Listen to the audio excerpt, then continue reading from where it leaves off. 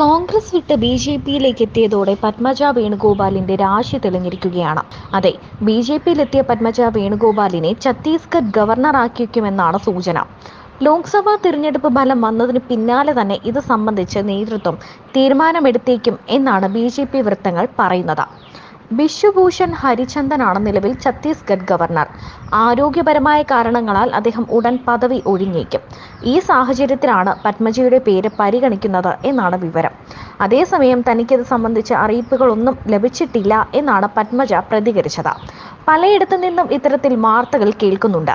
BJP തനിക്ക് വേണ്ടി നല്ലത് ചെയ്യുമെന്ന് ഉറപ്പുണ്ടെന്നും പത്മജ വേണുഗോപാൽ പറയുന്നു.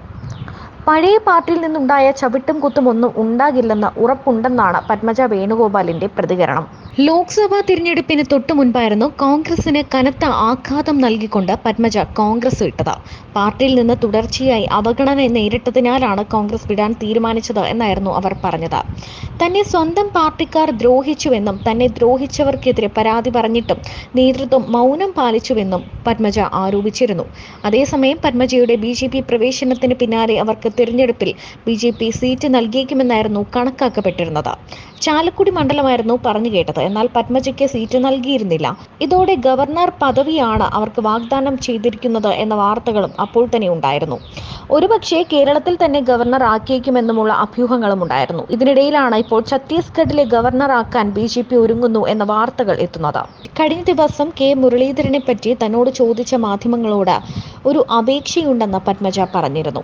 ബന്ധങ്ങളെ രാഷ്ട്രീയമായി കാണുന്ന ഒരു വികാര ജീവിയാണ് മുരളീധരനെന്നും ഒരു മറുപടിയും അർഹിക്കുന്നില്ല എന്നുമാണ് പത്മജ പറഞ്ഞത്. കോൺഗ്രസിന്റെ കാര്യം നോക്കണ്ടെന്ന മുരളീധരന്റെ പരാമർശത്തോടായിരുന്നു പത്മജയുടെ പ്രതികരണം. ഇപ്പോഴും ഒന്നും പറയാമെന്ന് തനിക്ക് ആഗ്രഹമില്ലായിരുന്നു. വെറുതെ ഇരിക്കുന്ന തന്നെ വെറുതെ തോണ്ടരുത്. 20 കൊല്ലമായി ഈ മാനസിക പീഡനം തുടങ്ങിയിട്ട്. ഇനി തനിക്കും സഹിക്കാൻ ബുദ്ധിമുട്ടുണ്ട്. അദ്ദേഹം പാർട്ടി പിളർത്തി DIC ഉണ്ടാക്കി. NCPയിൽ പോയപ്പോൾ ഞാൻ വല്ലതും പറഞ്ഞോ? അന്ന് താൻ കോൺഗ്രസുകാരിയായിരുന്നു. പിന്നെ താൻ ആര് വിമർശിക്കണമെന്നുള്ളത് താൻ തീരുമാനിച്ചു കൊള്ളാം. തന്നെ ഉപദേശിക്കേണ്ട. എന്തായാലും താൻ പറഞ്ഞത് ശരിയായിരുന്നു എന്ന് അങ്ങേര് തന്നെ സമ്മതിച്ചല്ലോ. ഇപ്പോൾ താൻ പറഞ്ഞു കൊടുത്തിട്ടാണ് എന്ന് പറയില്ലല്ലോ.